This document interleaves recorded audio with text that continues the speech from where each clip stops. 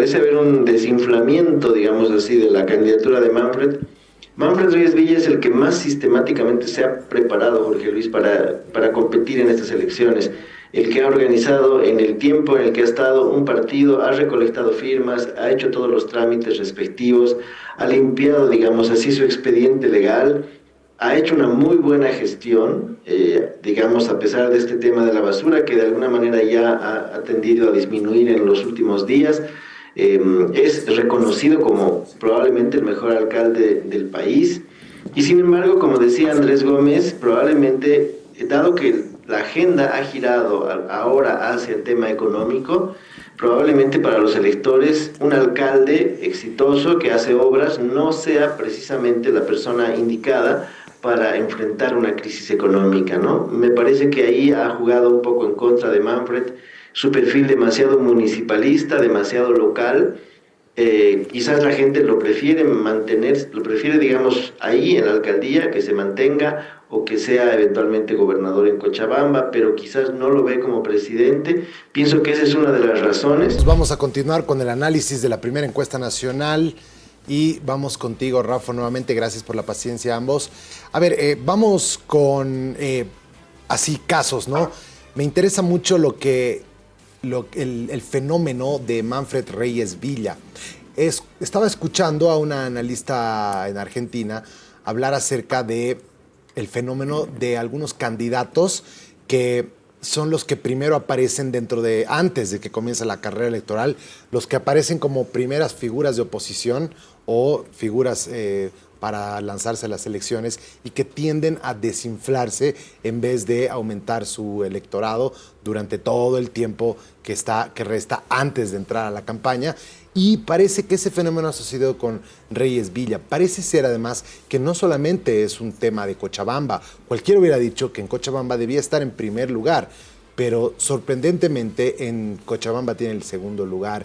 Es decir, parece que algo dentro de la gestión, puede ser el tema de la basura, lo ha desinflado dramáticamente y ahora sus oportunidades son muy escasas.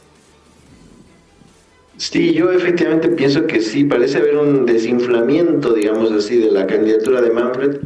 Manfred Reyes Villa es el que más sistemáticamente se ha preparado, Jorge Luis, para competir en estas elecciones. El que ha organizado en el tiempo en el que ha estado un partido, ha recolectado firmas, ha hecho todos los trámites respectivos, ha limpiado, digamos así, su expediente legal, ha hecho una muy buena gestión, digamos, a pesar de este tema de la basura, que de alguna manera ya ha tendido a disminuir en los últimos días. Es reconocido como probablemente el mejor alcalde del país.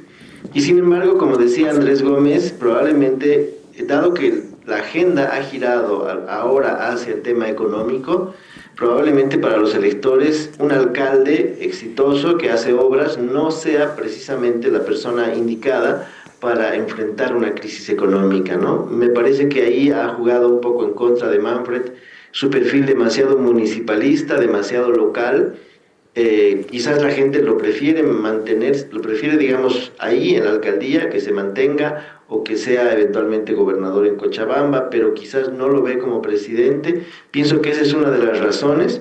Otro dato importante es el candidato a vicepresidente de Manfred. No tiene el perfil llamativo de los demás, parece haber sido la última carta que podía haber escogido.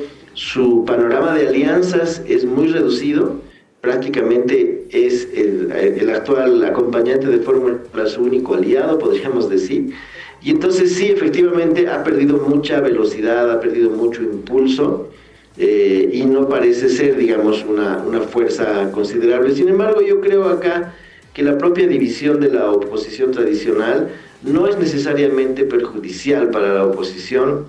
¿Quién mejor que Manfred para ganar votos opositores en Cochabamba?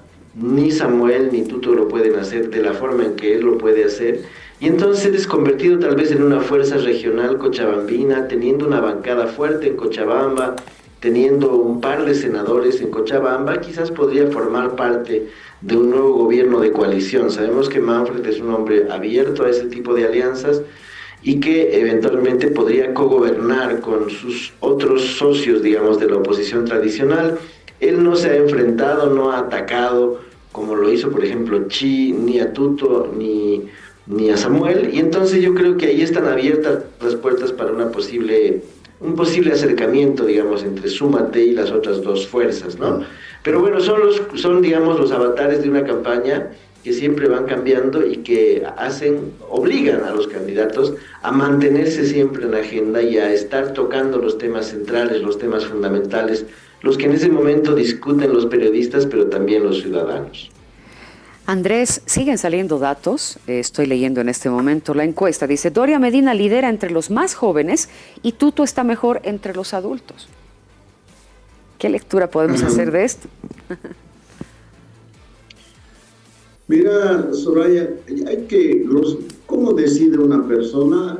Hay muchos factores para que una persona asuma una decisión respecto a un candidato, ¿no? Por ejemplo, está el grupo de presión al que pertenece, porque todos tenemos esos círculos, y hay formas de cómo te pueden presionar, ¿no? Quizá algunos, por ejemplo, son más radicales, pero en otros círculos son más persuasivos, digamos, pero los votos de los jóvenes no creo que sean tan autónomos, ¿ya?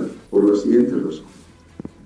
Los jóvenes no tienen la información, no es que los menosprecie, pero tienen su agenda propia y no tienen la información, el contexto, los datos de la crisis económica, de la crisis institucional, ¿no? De la decadencia moral, ¿no? ¿A quién de los jóvenes miran para decidir su voto? Deciden en función de la familia, ¿ya? Porque en cada familia hay líderes de opinión. Y esos líderes de opinión tienen contactos con otros líderes de opinión de la comunidad a la que pertenecen, del vecindario, ¿ya? O de la clase social. Y en función de esos factores se va decidiendo el voto. También están los miedos, ¿no? También están las expectativas, los sueños, la cultura, por eso hay un voto identitario. Y en el caso de Manfred, ¿por qué cae? ¿Por qué empieza a caer? Porque hay una buena parte del electorado, quizá crecido, ¿no? Que está muy enojado ese electorado con todo el periodo de MAS, porque siente que ha retrocedido, ¿no? El país siente la crisis, entonces tiene una bronca acumulada.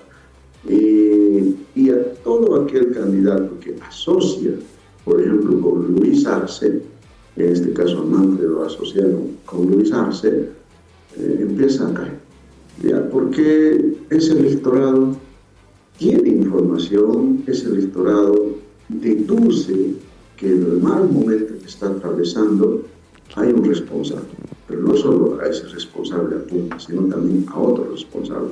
Entonces, en este caso Morales. ¿Y por qué asume esas posiciones? Porque, como te digo, depende mucho de la información que recibe. Ya, estos sectores reciben información de medios que comulgan más o menos con sus ideas. Además, se preocupan por consultar otras fuentes, digamos, ¿no? No es que es un gran ilustrado, pero se preocupa de ver otras fuentes. En cambio, la gente, por ejemplo, que solamente puede escuchar, por decirle, Causa Chuncoca, ya, y otras radios así, también tienen una percepción a partir de las fuentes que reciben. Sin embargo, incluso ahí hay un resquebrajamiento. ¿Por qué? Porque la política también se hace a partir de sentimientos, de emociones personales. Hay personas al interior de ese electorado que han observado que solamente los dirigentes se han enriquecido, por ejemplo, ¿no? Y otra vez esos dirigentes se permisan en determinados cargos. Entonces hay una disputa también entre ellos, lo que puede generar una gran fractura, pero yo creo que sí van a migrar unos votos hacia otros candidatos que no son muy tradicionales en el área rural. Perfecto. Muchas gracias, Andrés. Gracias, querido Rafael. Gracias, querido Andrés. Ambos por su tiempo. Lo apreciamos un montón.